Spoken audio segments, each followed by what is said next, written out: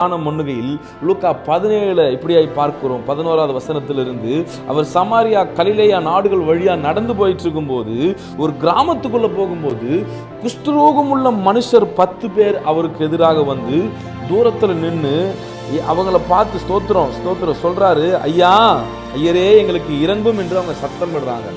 இயேசுவை பார்த்து சொல்றாங்க, ஐயரே எங்களுக்கு இறங்கும்.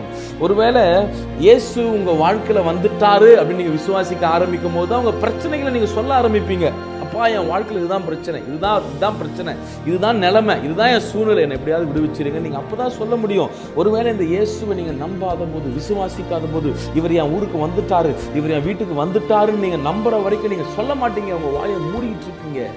உங்க தலைமுறை சாபங்கள், தலைமுறையாய் வருகிற சீக்கிரமாய் மரித்து போகிற தன்மைகள், ஒரே வியாதியினால குடும்பத்துல பல பேர் இறந்திருப்பாங்க. இதெல்லாம் ஒரு சாபம். இதெல்லாம் எப்ப நீங்க புரிஞ்சுக்குவீங்கன்னா, இயேசு கிறிஸ்து உங்க வாழ்க்கையில வந்துட்டார்னா நீ புரிஞ்சு என் வாழ்க்கையை விடுவீங்கன்னு கேட்க ஆரம்பிச்சிரு, எனக்காக இறங்குங்கன்னு நீ கேட்க ஆரம்பிச்சிருவ. அப்படி கேட்கும்போது அவர் சொன்னார், நீ போய் ஆசாரியர்களுக்கு உங்களை காண்பின்னு சொன்னாரு. அதன்படியே போகும்போது அவர்கள் சுகமாக்கப்பட்டார்கள்.